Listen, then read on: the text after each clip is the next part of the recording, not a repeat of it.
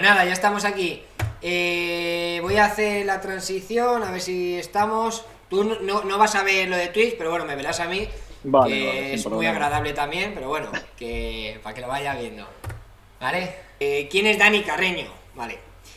Dani Carreño es un ciclista, ex ciclista profesional, especializado en el mountain bike y sobre todo en la disciplina de maratón y ultramaratón. Aparte, es licenciado en Ciencias y Actividad de la Actividad Física y el Deporte, CAFID.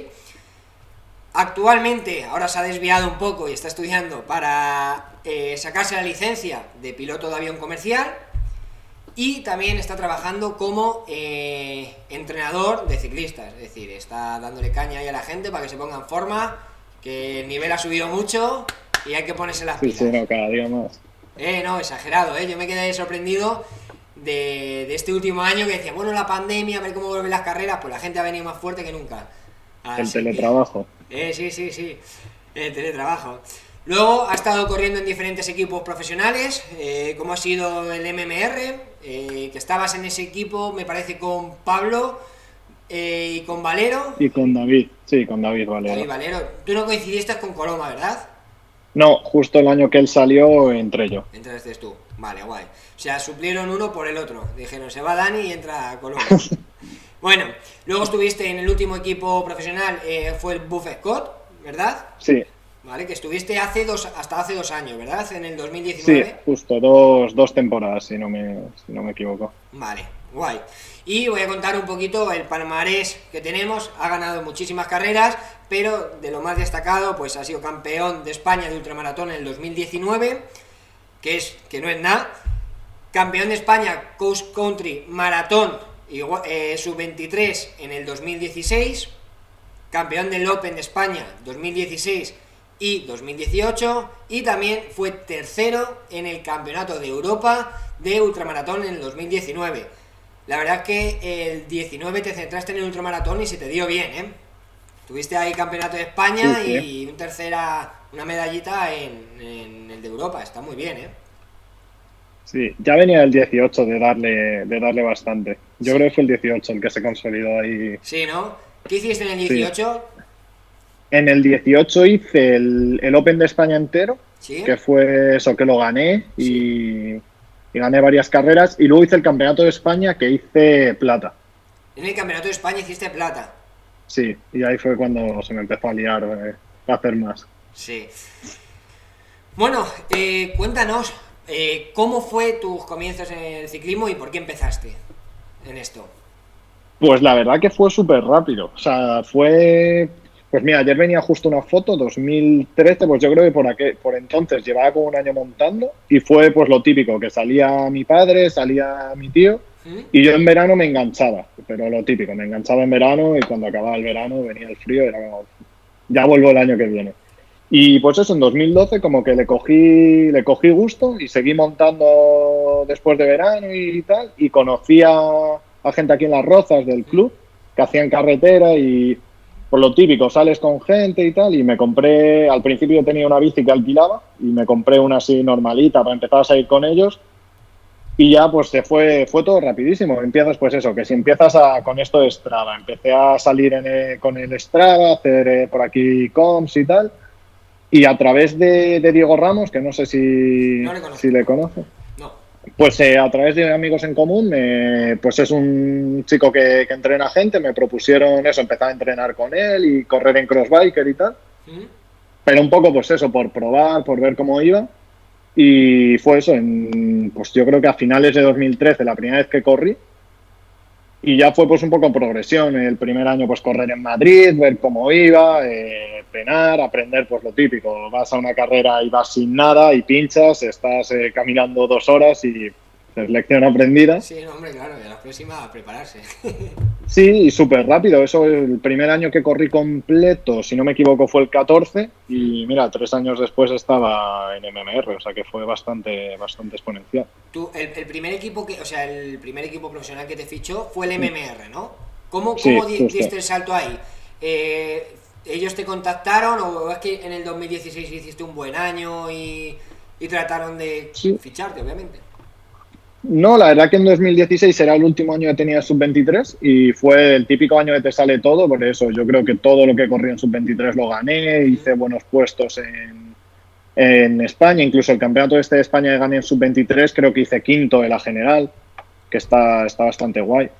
Y lo típico, joder, yo eso siempre lo digo, yo estuve todo el año porque corría con una tienda aquí, con Cross Chicken, y me lo compraba yo todo, me lo pagaba todo, y con ayuda de mis padres, y mandaba mail y o sea, no es que no me llamase, es que no me contestaba nadie.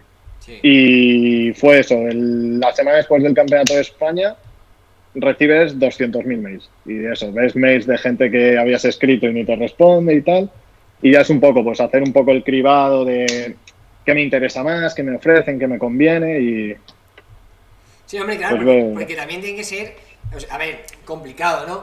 En ese momento en el que te escriben diferentes marcas, diferentes personas o tiendas, ¿cómo decides tú cuál elegir o cuál no? Obviamente, imagino, a ver, si te escribe, por decirte una, Specialized, si te escribe la tienda de las Rozas, pues obviamente imagino que cogerás Specialized.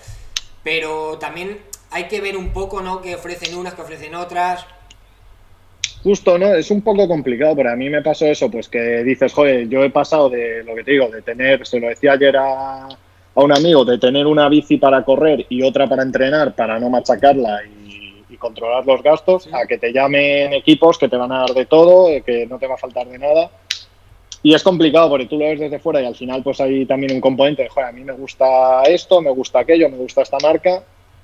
Y luego pues hay de todo, o sea, yo me acuerdo eso, ese año pues había gente que te ofrecía unas cosas y luego leías el contrato y era, joder, menudas cláusulas, que se me puede liar aquí con una tontería.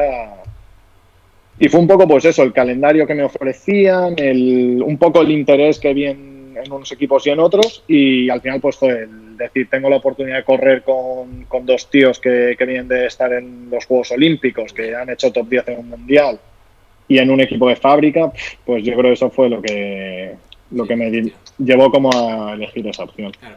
Porque luego, o sea, yo no estoy muy metido en ese mundillo, pero no sé, económicamente, un equipo profesional aquí en España, imagino que hay otros, y también dependiendo de lo que vaya a correr, obviamente imagino que los top sí que se pueden ganar la vida de ello, pero que hay mucha gente que yo veo que a nivel nacional están muy bien situados y que están trabajando todos los días porque posiblemente no tengan una remuneración para poder vivir de ello.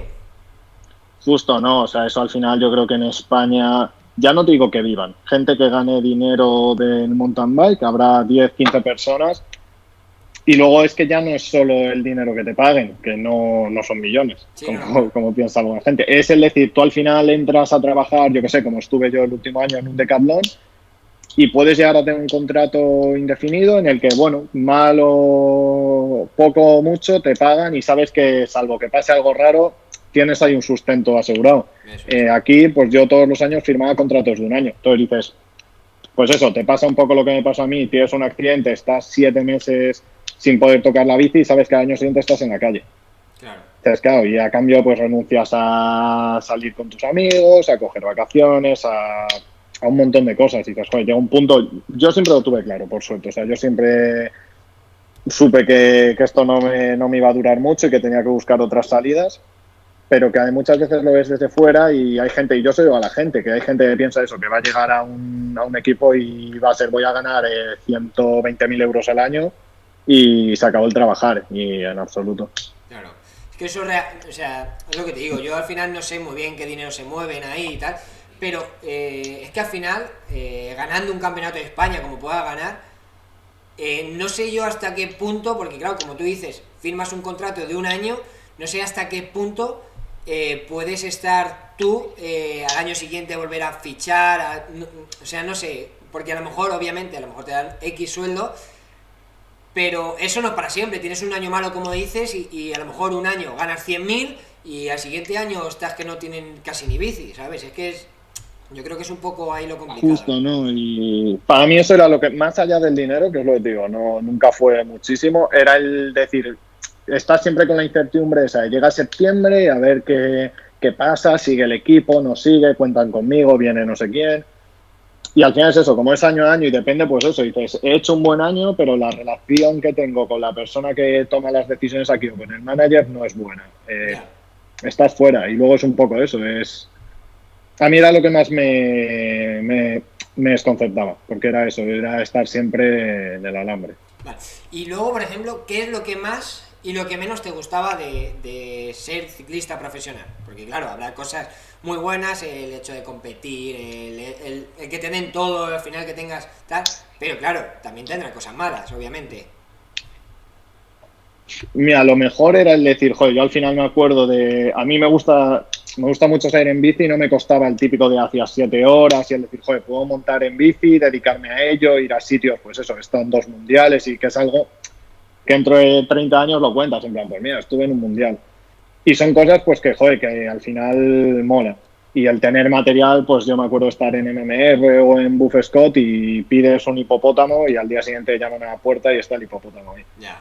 Lo peor, que es lo que le digo yo también a gente que entreno, incluso a gente que me pregunta, que tienes que, al final es tu obligación. O sea, igual que una persona se tiene que levantar un lunes a las 8 e ir a trabajar a una tienda o a una oficina, para mí era mi obligación. Y yo había días que te levantabas y estaba lloviendo o tenías un mal día a nivel anímico y sabías que tenías 5 horas y había que sacarlas. Y o no te apetecía ir a una carrera, pero había que ir. Ya. Y para mí eso era lo peor, es decir, hoy toca esto y toca esto. Claro, porque también, o sea, no tengo mucha referencia de tus últimos años, pero imagino que, claro, cuando todo va muy bien, cuando salen los resultados, cuando todo, al final, anímicamente, ya sales solo a entrenar, no tienes problemas, estás súper motivado, pero cuando las cosas no salen, el hecho también de tener que salir a entrenar, que te diga el entrenador, tienes que hacer esto, tal, tiene que ser complicado y como tú dices, al final es una obligación que tienes que hacer, no es como a lo mejor si yo me pongo a entrenar contigo y tú me dices, oye, Sí. tienes que hacer esto y yo no me voy a ganar la vida de esto, pues a lo mejor te digo, oye, Dani, mira, que tengo que descansar o que no quiero salir o que no quiero entrenar, pero tú al final eso es complicado, al final tienes un contrato y eso no lo podías hacer, obviamente. Sí, no, justo, mira, yo eso es lo que más le digo a la gente que entreno, que a veces hablas con algunos y te dicen, joder, es que estoy desanimado porque no he podido salir o porque al final estoy todo el día trabajando y con la presión de sacar el entreno. Yo siempre os digo, al final no es vuestra obligación y todo lo contrario. Los entrenos que yo os mando tienen que servir para desconectar del día a día. Decir, he tenido un día duro en trabajo y ahora voy a montar en bici y me voy a olvidar de todo. Y el momento de no sea así, no lo estamos haciendo bien y hay que buscarle la solución, darle una vuelta y tal. En mi caso, pues en ese momento era distinto y pues había momentos, sobre todo en el año MMR, que había mucha presión y tal, que decías, joder, pues yo no me acuerdo de eso, cuando del Campeonato de España, de estar allí 10, 15 días y estás solo y estoy toda la mañana entrenando y luego estabas de 3 de la tarde a 12 de la noche, pues metido en la habitación, solo, dándole vueltas a todo y bueno, son cosas, por esa parte, esa parte no la he hecho mucho de menos. No echas de menos, ¿no? Luego, tú que has estado, pues al final cuando estás en un equipo factory y tal, pruebas diferentes bicis. ¿Se nota mucho la diferencia de utilizar una marca a otra? ¿O tú la has notado o realmente yo, o sea, porque yo el pensamiento que tengo, digo, una vez que ya estás en el tope, las diferencias no creo que se noten mucho, pero ojo, que a lo mejor hay una bici que dices, hostia, pues esta respecto a esta es brutal. Yo creo que es un poco por un lado lo maniático que seas, o sea, yo no era muy maniático con el material y luego en mi caso la fiabilidad. O sea, yo, por ejemplo, el año que estuve en Specialized era un desastre, o sea, era problemas con las ruedas, problemas con el brain y a mí eso me volvía loco. O sea, el salir a una carrera y ya estar comiéndote con la cabeza de aguantará la bici, no aguantará, para mí era el diferencial. Luego, cuando estás a ese nivel que tienes bicis de 10.000 euros con los componentes y tal, hay diferencias en la geometría, una baja mejor, otra sube peor, pero no hay una diferencia. O sea, para mí, bajo mi punto de vista personal, el tema de la fiabilidad era lo que me marcaba la diferencia entre unas bicis y otras. Sí, vale, guay. Luego, a ver qué tengo por aquí. Luego, tú al final has competido con mucha gente profesional. ¿Quién es el compañero o cualquier corredor que hayas corrido que más te haya sorprendido? Que hayas dicho, wow, ¿cómo va este tío? O lo majo que es, o lo que sea. ¿Hay alguien que siempre te marca o imagino que te habrá marcado? Pues ahí es complicado, ¿eh? O sea, por ejemplo, en Buff Scott teníamos un ambiente súper guay con todos. pero quizás el que más me ha llamado la atención, que aunque no llegué a compartir equipo con él, sí que compartí carreras y muchas cosas, fue Coloma. Es un tío que además de ser un tío muy rápido en bici, es muy buena persona. Y a mí es algo que me sorprendió cuando le conocí. Sí, sí, se le ve, además, yo que le Sí, sigo por las redes y eso, y se le ve que, joder, Coloma le pone mucho entusiasmo y que, joder, que al final transmite lo que le gusta al ciclismo, ¿sabes? O sea, la verdad es que parece un buen tío. Luego, a ver, ya esto de cara a la gente que quiere empezar en esto del ciclismo, eh, ¿qué crees o qué mínimo debería de tener la gente para empezar? Obviamente, si tienes una bicicleta plegable, correr con una bici plegable a lo mejor es complicado. Pero ¿qué mínimos a lo mejor que tienen que tener? ¿Qué recomiendas tú? ¿Una bicicleta 29? Que lleven frecuencia cardíaca, potencia, yo qué sé. ¿Qué es lo que tú crees que para que empiecen a entrenar, por ejemplo, o a montar en bici? yo te diría que con tener una bici que sea fiable a nivel mecánico, así de componentes diferenciales respecto a una persona que monta en bici por ocio, te diría, para mí el diferencial son los pedales automáticos. O sea, eso te cambia la peli un montón. Y luego, pues lo que digo yo siempre, yo creo que con el pulso para empezar va de sobra. O sea, yo al final eso, el año que gané el Campeonato de España Sub-23 solo tenía pulso en todas las bicis y se puede hacer un trabajo súper súper guay. Sí, que Sí. al final es suficiente, ¿no? ¿Y qué consejo le darías? Es decir, que se lo tomen con calma, que disfruten, que... ¿Tú qué consejo le darías a una persona que... algún conocido que diga, oye, quiero empezar en mountain bike? ¿Qué consejo le darías? Sobre todo que disfrute, yo es lo que le digo a todo el mundo, a toda la gente que entreno, que al final eso no es su obligación y en el momento que no estés disfrutando se están haciendo las cosas mal, porque no es un trabajo y no te puede afectar negativamente ni en el trabajo, ni con tu pareja o tu familia. Y luego que si quieres mejorar, yo creo que la clave del ciclismo es la constancia. O sea, el tener 7 días a la semana y hacer 5 días de 1 hora, para mí es mucho más beneficioso para mejorar que coger y decir, estoy 6 días mirando a la nada y luego el domingo me meto 7 horas y se mejora mucho menos que siendo constante. Sí, que al final va saliendo y eso, y al final va mejorando. Ahora que hemos hablado del tema de la frecuencia cardíaca que tú tenías en el 2013, ¿se nota mucho la diferencia de la frecuencia cardíaca a entrenar por potenciómetro? ¿O crees que con la frecuencia cardíaca podría llegar al mismo nivel que con potencia? No, o sea, se puede entrenar muy bien, por lo que te digo, yo al final eso no tenía potenciómetro y al final pues mira, haces quinto en un campeonato de España, pero sí que hay diferencias. Una vez que llegas a un punto en el que te lo quieres tomar en serio, al final los vatios son los vatios y da igual que haga mal día, que haga calor, que haga muchísimo frío o que no hayas dormido. 200 vatios son 200 vatios y el pulso pues al final está sujeto a fatiga, o sea, tú cuando, por ejemplo, empiezas a hacer series y empiezas a acumular fatiga, el pulso se dispara, o que estés deshidratado, que haga mucho calor, que estés enfermo. Entonces ahí sí que hay una diferencia, o sea, si tú tienes la opción de poder entrenar con vatios y quieres mejorar, vas a mejorar mucho más con el trabajo por potencia. Vale. Sí, tú desde que tú desde el 2013 tenías entrenador o has ido entrenando un poco por tu cuenta, ¿cómo lo has hecho? Sí, yo empecé eso, en 2013 estuve un año más o menos con el primer entrenador, con Diego Ramos, y luego estuve pues como otro año con otro chico, con David Escolar, que está ahora en Tailandia entrenando al equipo olímpico de natación, y luego de ahí ya pasé a Javier Fernández Alba, que es bastante conocido, y lo mismo, yo creo que estuve como 2 años con él, hasta la mitad de MMR, y de ahí ya estuve hasta el final con Carlos Barredo. Y la verdad que con este último fue el diferencial. O sea, fue yo creo donde más mejoré y sobre todo donde más aprendí de cara a trabajar yo ahora como entrenador.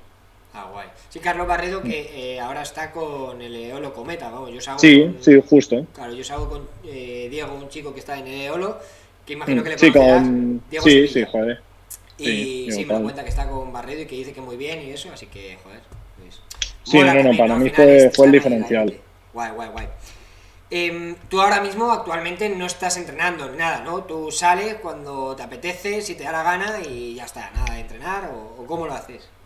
No, ahora nada, o sea, ni siquiera salgo de manera regular porque al final, pues eso, entre los vuelos, luego los estudios y pues ahora tengo 25 personas, es complicado el sacar tiempo para todo y además yo tengo una forma de ser que me gusta tomármelo con calma, o sea, no me gusta levantarme y decir, vale, tengo que estudiar de 10 a 12 porque a las 12 quiero salir y a las 2 tengo que estar en casa para irme a volar. O sea, a mí eso me estresa un montón y al final no hago las cosas bien. Entonces ahora mismo pues estoy saliendo muy de vez en cuando y esperando pues es un poco acabar la parte teórica de los estudios que está ya enfilada para retomar un poco la bici. Sí, he visto que terminas ahora por enero, ¿no? Por ahí me parece que lo he visto. Sí, si todo va bien, ahora me quedan 2 asignaturas y si todo va bien las haré eso, el 24 y el 28 de enero y ya Guay, estaría guay, guay, ya verás cómo visto sí. para sentar. Lo vas a sacar y ya nos darás una vueltecilla ahí en una avioneta de A ver, esas. A ver, si tienes poco tiempo, ¿vale? Como sabes, hay mucha gente que por el tema de sí, trabajo y cosas no tiene tiempo para entrenar.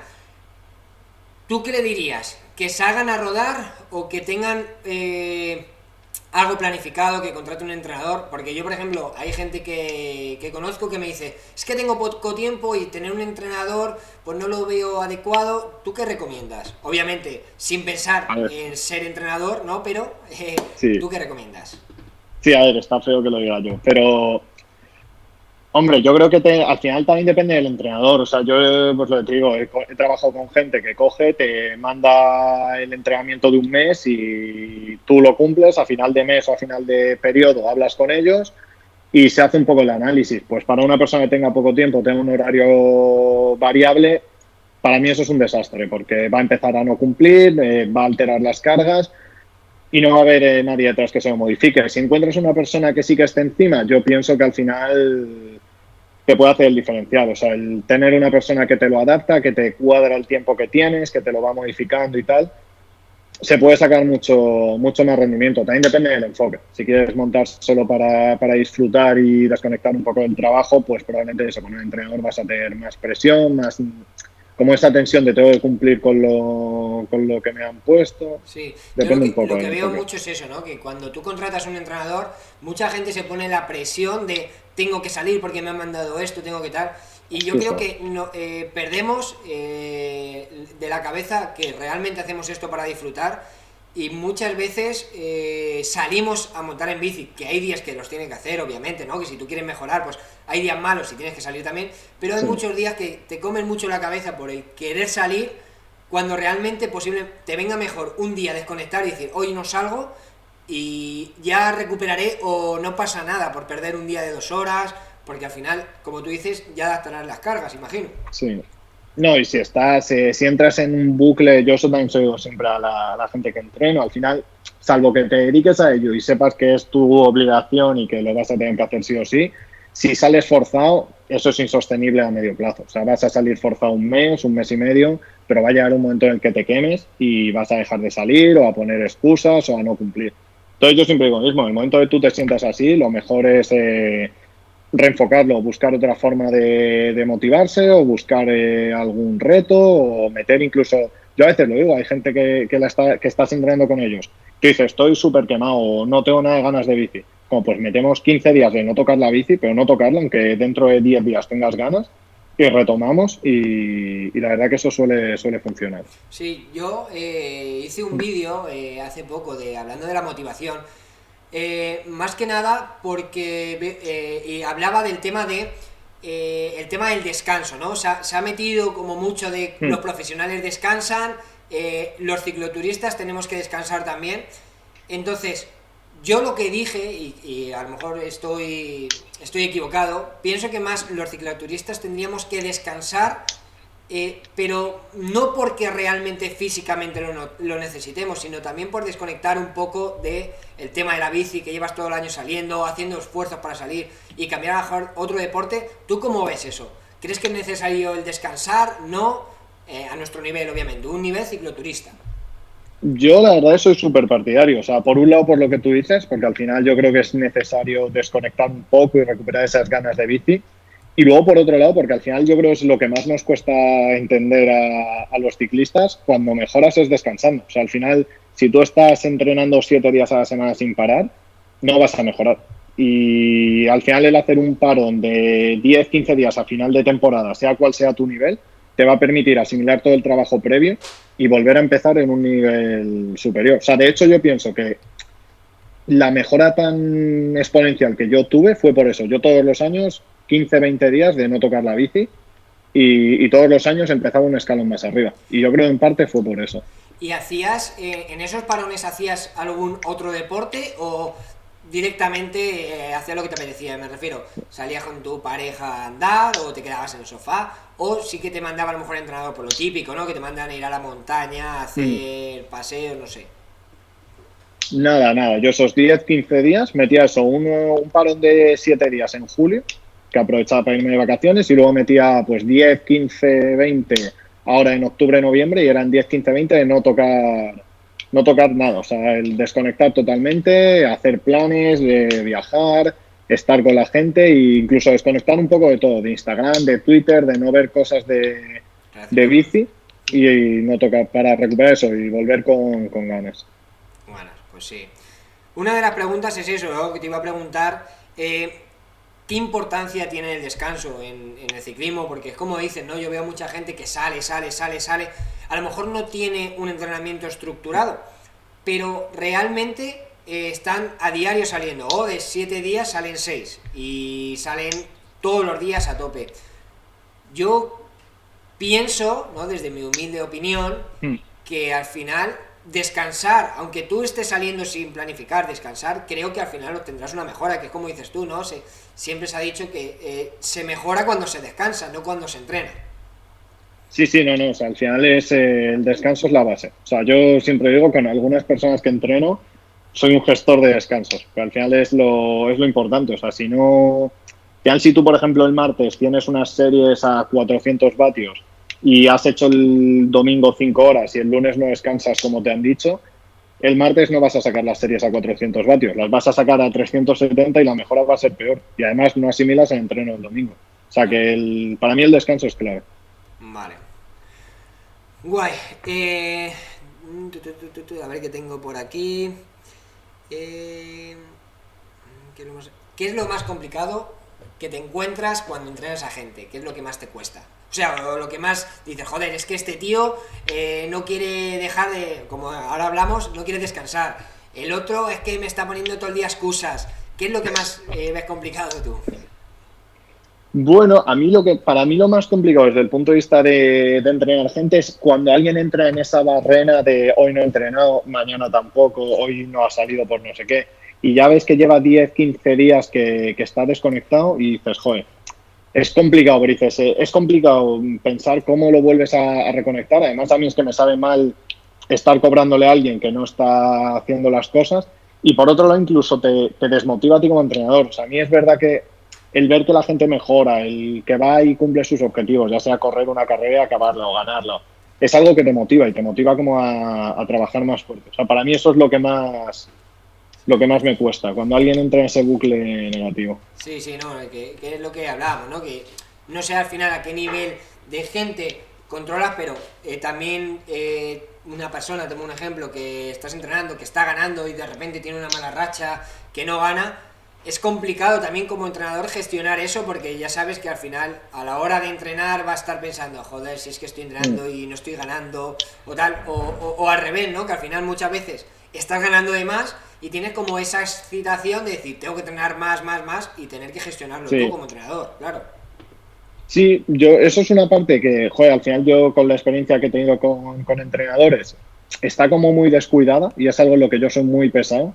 Es el estar encima de la persona que entrenas. O sea, al final, aparte de su entrenador, también tienes que ser un poco esa persona que le escucha y te dice, joder, es que mira, he ido a esta carrera y no ha salido como esperaba, estoy desmotivado, tal.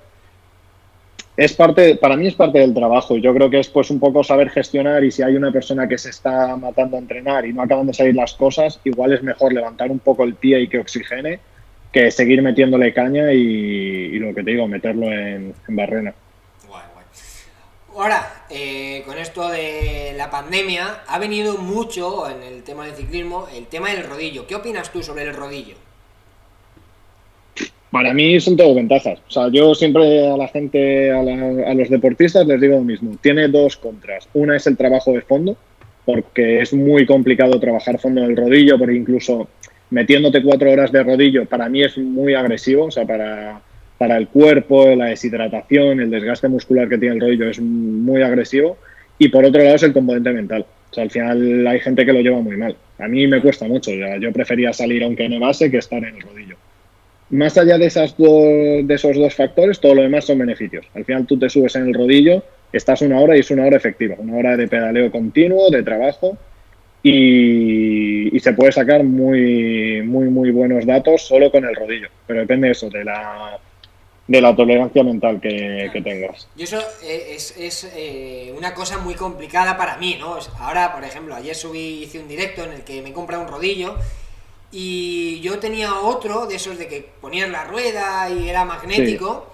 Y a mí me parece, el entrenador me decía, bueno, pues cuando termines del gimnasio te haces 40 minutitos o haces no sé qué de cadencia y tal. Y yo me montaba y decía, esto es una mierda, yo no me quiero montar aquí, lo pasaba fatal. O sea, además me decía, hoy vas a hacer X vatios a no sé qué. Y me costaba un montón hacerlo. Y yo es algo que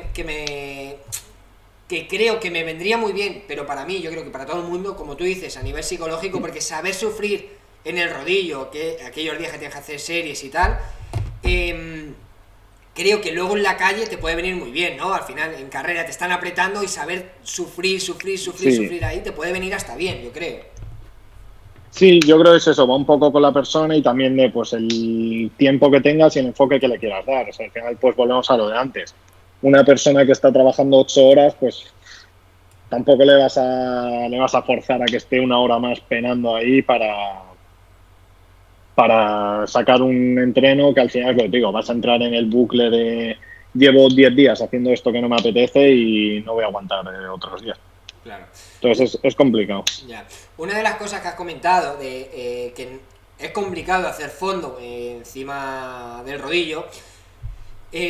Yo, o sea, tengo conocidos que a lo mejor se meten 3 4 horas en el rodillo. Y eso realmente no creo que equivalga a lo mismo que hacerte 3 4 horas en la calle, ¿no? A nivel muscular, de fatiga, de todo eso. ¿Cómo crees que hay que gestionarlo? Es decir, si yo me hago 3 horas, que al final no es lo mismo, pero más o menos una similitud, si yo hago 3 horas en la calle, ¿cuánto debería hacer más o menos en el rodillo para dar más o menos ese estímulo? Pues eso, mira, es algo que discute mucho la gente y hay gente que te dice, pues al final 3 horas en el rodillo son 3 horas en la calle o 3 horas en el rodillo es la mitad, o sea, si tú quieres hacer 3 horas en la calle, el equivalente sería 1 y media en rodillo. Yo soy partidario de lo que te digo, a mí al final hacer fondo en el rodillo me parece súper agresivo y pues igual un día puntual que digas, "Joder, estoy preparando algo en lo que el ultrafondo es importante y tal, tengo que salvar el entreno como sea, porque es el único día que puedo hacerlo, pues bueno, puedo ser partidario, pero meter de continuo entrenamientos en el rodillo por encima de las 2 horas, para mí ya es meterte en un terreno en el que vas a desgastar un montón a nivel muscular, óseo, deshidratación, y va a ser eso, lo que te digo, contraproducente. O sea, yo siempre digo, mejor coger y buscar otro día que se pueda sacar el fondo, o incluso lo que yo hacía, pero a mí, pues por ejemplo, para estas pruebas de 10 12 horas, nunca hice 10 12 horas en bici. Prefería, mi entrenador, Barredo, prefería hacer 2 días seguidos de 4 o 5 horas a un nivel intenso. Y yo la verdad que eso lo he heredado un poco de él y soy más partidario de trabajar el fondo en días consecutivos, de decir, bueno, tenemos 2 horas, pues vamos a hacer 3 días seguidos de 2 horas a muy buen ritmo que meternos una paliza en el rodillo estas de 5 horas o 180 kilómetros que he visto por ahí Claro. y estar luego doblado 3 días. Sí, sí. Sí, no, porque eso es una de las cosas que yo veo en las grupetas, ¿no? Que mucha gente dice, bueno, pues me voy a preparar el ultramaratón, que van a ser 13 horas, por decirte algo, y tengo que entrenar 13 horas. Y yo muchas veces pienso, digo, joder, a ver, claro, tú tienes que hacer 13 horas porque o piensas que tienes que hacer 13 horas para simular lo que vas a hacer en carrera, pero realmente haciendo menos horas, como tú has comentado, a lo mejor te haces un día de 5 horas, 6 horas, pero metiéndole más intensidad, al final puedes conseguir estímulos muy parecidos, ¿no? Al final tienes que gestionar también la cabeza, pero obviamente en una carrera de 10 12 horas no estás a tope toda la carrera, obviamente, ahí te pasa de todo por la cabeza, ¿no? Sí, ¿no? Y además en el caso del mountain bike, que al final es más intensidad, no es como puede ser una carrera de fondo en carretera, que son 7 u 8 horas, pero sí que hay muchas horas que se pasan a 150, 180, 190 vatios. Al final la montaña es intensidad. Y no sé, yo por ejemplo para el Campeonato de Europa era una carrera de 10, 12 horas y hice un día de 7 horas y todo lo demás por debajo. Pero ese, pues eso, darle prioridad a la intensidad, que es lo que te vas a encontrar ese día, y meterle estímulos puntuales de 5 o 6 horas y sobre todo eso, primar la intensidad y se puede sacar Sí. No, pues muy buena forma. o sea, eso está bien saberlo, ¿no? Porque, como hemos comentado, hay mucha gente Mm. que lo piensa, dice, pues tengo que hacer el mismo estímulo de tal. Obviamente yo creo que en una carrera de 2 3 4 horas, pues a lo mejor sí que es bueno trabajar el fondo, incluso más horas, 5 horas, por lo que pueda pasar. Pero esto para la gente creo que le puede venir muy bien en ese sentido para decir, joder, es que no tengo que prepararme tal, porque mucha gente muy obsesiva y que dice, joder, que voy a salir a las 8 de la mañana y voy a llegar a mi casa a las 9 de la noche solo por hacer esas cosas cuando realmente no creo que sea necesario, ¿no? Y además lo tenemos reflejado en ti, que tú no lo has hecho y, coño, que has quedado tercero en el Campeonato de Europa. O sea, que no es que digas, no, es que los primeros la han hecho y por eso han estado ahí. No, ojo, que tú estás ahí sin haber hecho ese estímulo. O sea, que está muy bien. Sí, no, yo creo que es eso, que al final pues todo el tema de entrenamientos va evolucionando, se aplican cosas nuevas y yo os lo digo, luego cada persona o cada entrenador tendrá sus métodos y habrá gente que piense que hay que hacer 12 horas para una carrera de 12 horas, pero yo pienso que es la intensidad y es decir, pues para mí, por ejemplo, una persona que tenga que hacer un objetivo de ese tipo, hace poco preparamos un Everesting que además salió muy bien. Yo soy partidario de decir, pues por ejemplo, metemos una carrera hoy de 3 horas y al día siguiente, en vez de meter el típico día de descanso, volvemos a meter un entreno de calidad. Y al final estás trabajando con la fatiga previa del día anterior y estás simulando fondo. Claro. Luego, ¿qué importancia le das tú al entrenamiento de fuerza en el ciclismo? Porque yo conozco mucha gente que dice, yo salir, tengo que hacer 3 horas de media a la semana, perdón, a la semana al día para ponerme fuerte. Y no pisan el gimnasio o no hacen fuerza encima de la bicicleta. ¿Tú cómo lo ves, la fuerza en la bici?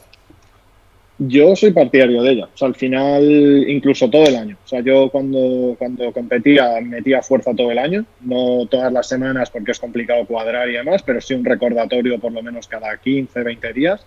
Y pienso que es bastante, o sea, vamos, eso está probado con estudios, que es beneficiosa tanto para el tema, en el caso de mountain bike, de mejorar pues la parte del tren superior, que al final la implicas entera, no es como en carretera, en mountain bike mueves todo, como para ganar en resistencia. O sea, los típicos calambres que amargan a mucha gente, con el trabajo de fuerza se pueden retrasar. Ah, guay.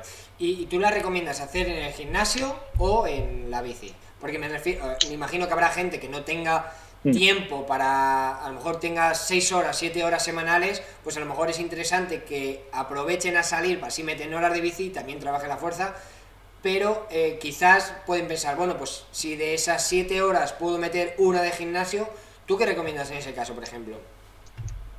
Pues un poco lo que tú dices. Al final yo creo que tienes que tener todo como en una pirámide de prioridades y lo primero es sacar la bici y pues yo creo eso, que una base de 6 7 horas a la semana y a partir de ahí pues analizar. Si tengo más de 6 7 horas pues igual es mejor sacrificar un día a la semana de bici para meter el trabajo en el gimnasio. Si voy muy pillado de horas se puede sacar en la bici y se puede hacer también muy, muy buen trabajo.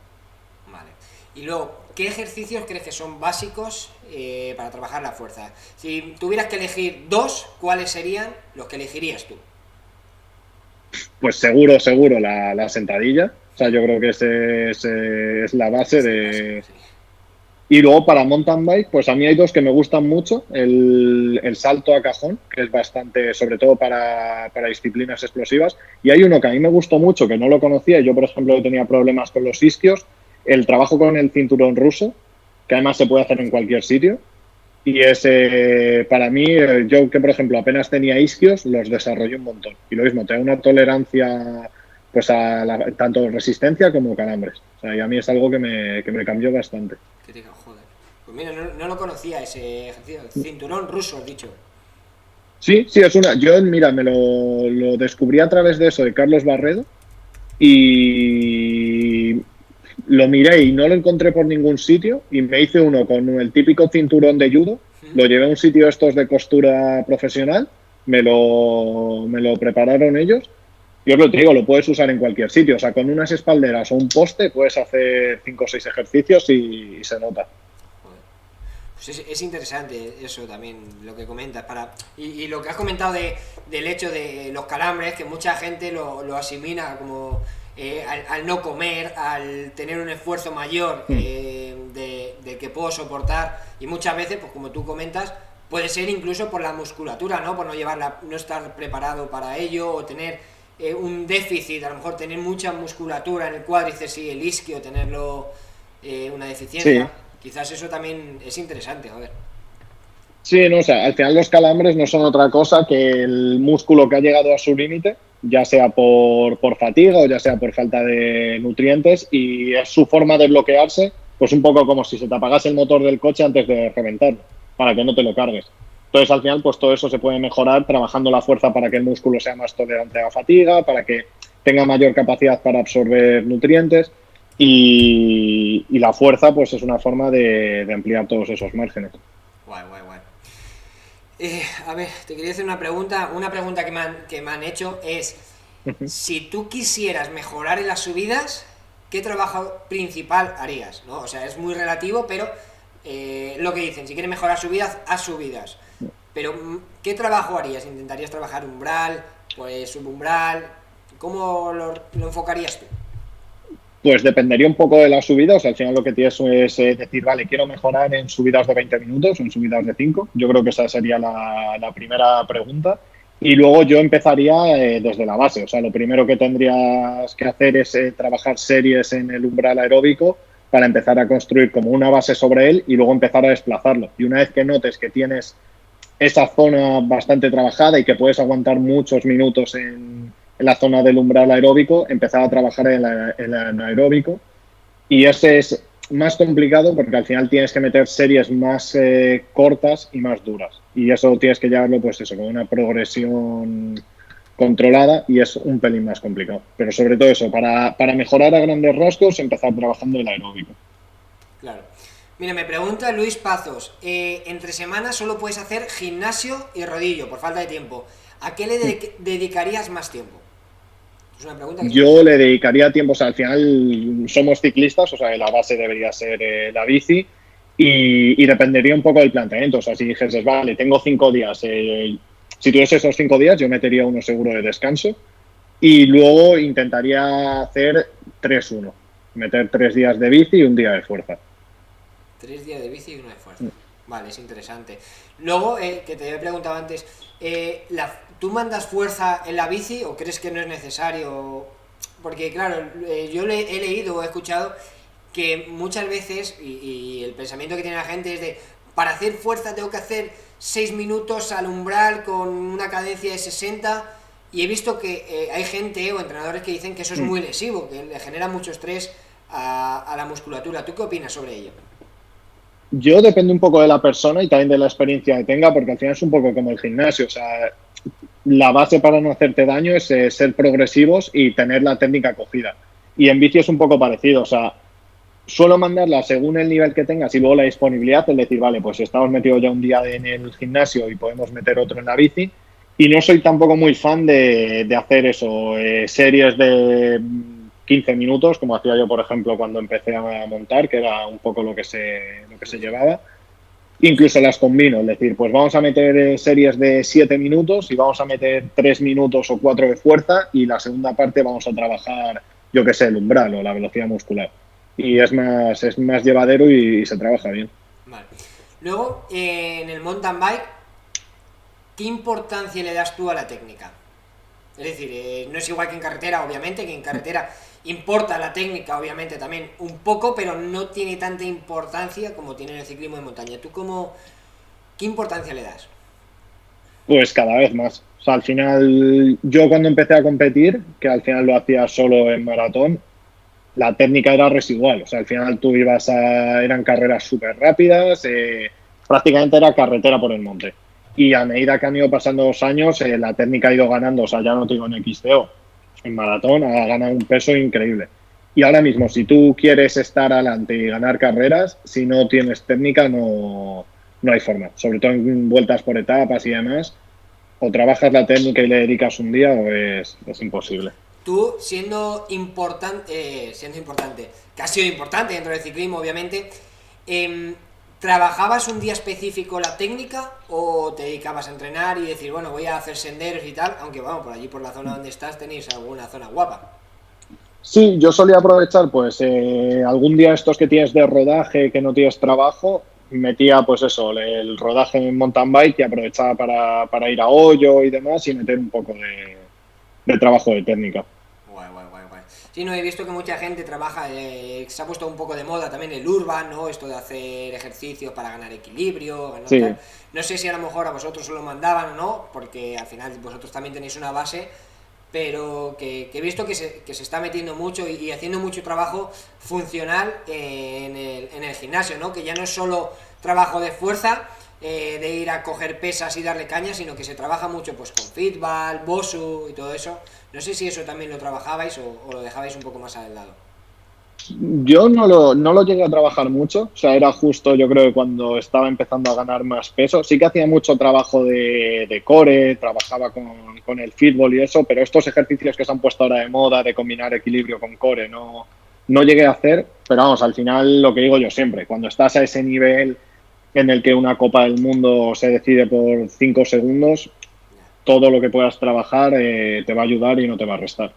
Mira, me acaba de preguntar Antonio Prado, uno de tus Sí.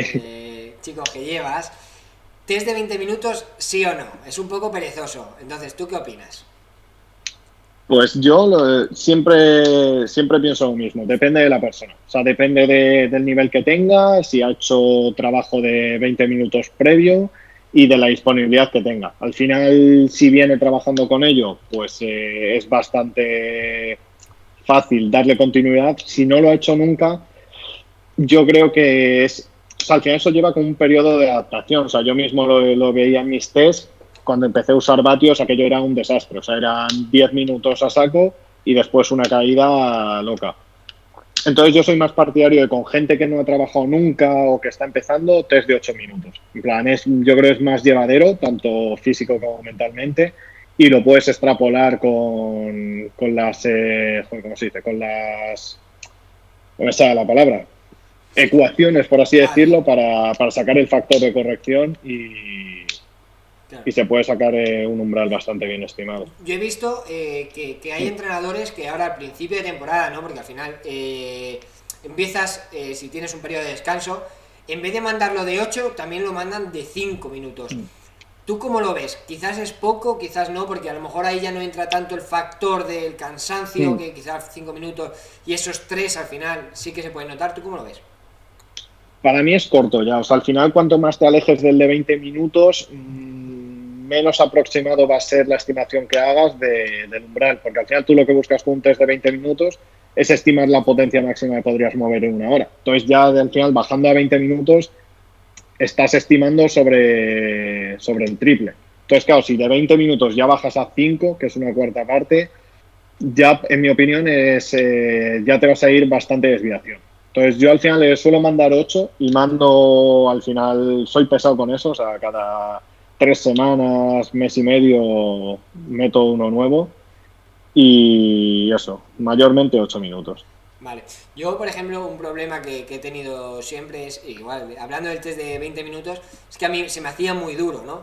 ¿Qué recomendación me darías a mí o a cualquier persona que lo quiera hacer para, si haces tu primer test, cómo hacerlo, ¿no? Porque a lo mejor, si ya vienes de años anteriores, que más o menos tienes una referencia, si Sí, eres nuevo en esto, ¿cómo lo gestionarías tú?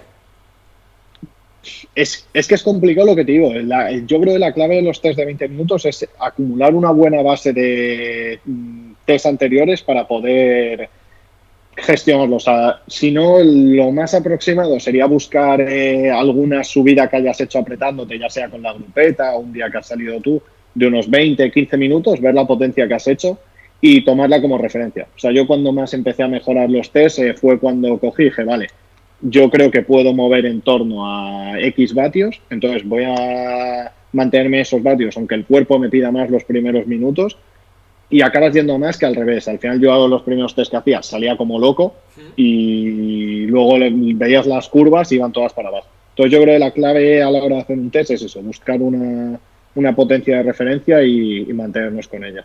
Claro. Yo, por ejemplo, tengo el VKO, ¿no? No sé si Sí, lo utilizas sí. tú.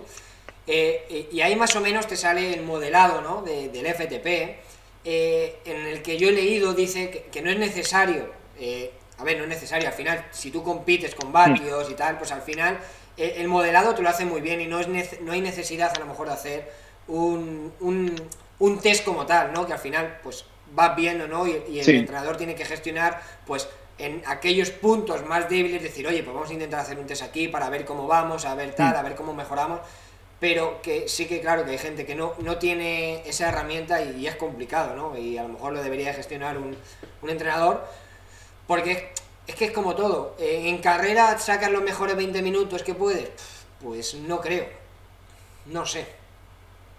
no, o sea, yo al final siempre pienso lo mismo, o sea, tienes que, yo el test personalmente, aunque tengas herramientas para sacarlo, que ahora con Training Peaks, VKO, tienes herramientas de sobra para estimar todo, incluso con los entrenos que vas sacando, los propios programas te lo pueden estimar las mejoras que hay. Yo soy partidario de sacarlo por un lado para ir viendo cómo avanzamos, que yo creo que es una motivación para el deportista, es decir, mira, hace un mes movimos esto, ahora estamos aquí, y además es que sirve de calidad. O sea, al final yo siempre digo lo mismo, no lo enfoques como un examen o como un test, es una serie de 8 minutos o de 20, es calidad que le estamos metiendo al cuerpo.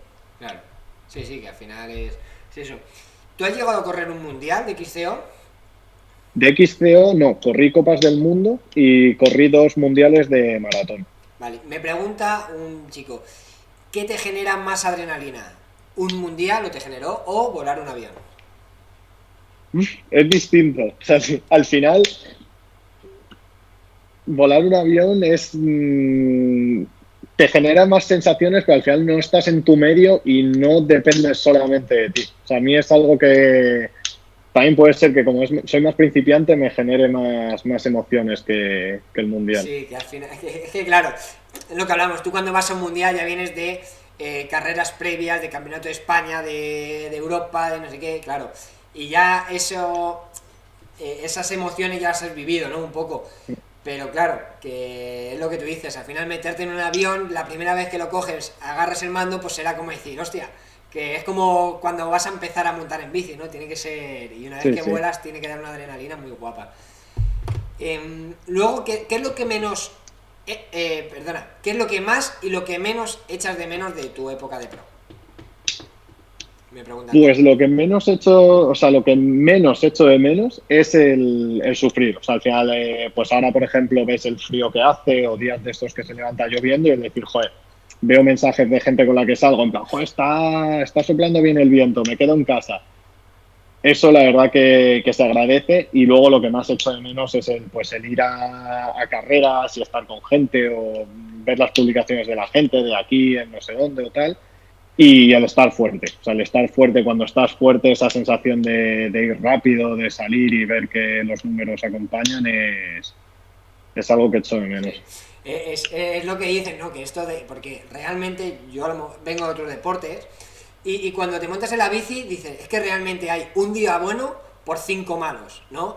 Sí, sí. Que tú cuando tienes ese día que ves que las patas van sin querer, ¿no? O sea, que vas en la grupeta y dices, hostia, tío, que es que voy haciendo daño, o incluso en carrera, pero es que luego hay días, tío, que dices, joder, qué puta mierda, pero te compensa, tío, ese día bueno te compensa para todos los días malos que has tenido, ¿no? ¿Tú cómo lo Sí, ves? sí, no, no. Yo eso siempre a la gente que entreno se lo digo. Al final, cuando estás fuerte y te sale el día, es el día para valorar y recordar luego todos los días malos que hay. Porque yo lo pienso y mira, yo corrí 6 7 años y tendré 5 o 6 días que recuerdas que dices, joder, es que ese día no me habría ganado nadie. Y dices, ¿y cuántos, aparte de esos 5 o 6 días que recuerdas, cuántos corriste? Claro. Sí, sí, sí, sí. Pero bueno, eso es así en todo. O sea, yo ahora vuelo y tienes un día y dices, joder, vaya día sacado. Y por ese día que has sacado hay 10 que dices, joder, soy un inútil. Sí, dices, hostia, se me ha parado el motor, a ver qué Sí, hago sí. ahora, trata de arrancarlo. Nada, eso está bien. Y nada, ya llevamos una horita y te quería pedir, a ver, a mí no me gusta despedirme, ¿no? Como tal, porque al final, como no lo he dicho, pero te hemos fichado en el Bicis, entonces, bueno, te hemos fichado, no, te ha fichado Daniel Obando. Te quería, en vez de despedirme de ti, me gustaría que para todos los seguidores y para toda la gente, nos digas o nos remarques una frase que a ti te haya marcado. Y además con la situación que quizás has vivido tú de volver a nacer, creo que tiene que haber algo que te haya marcado, alguna frase que creo que nos puede marcar a nuestra gente.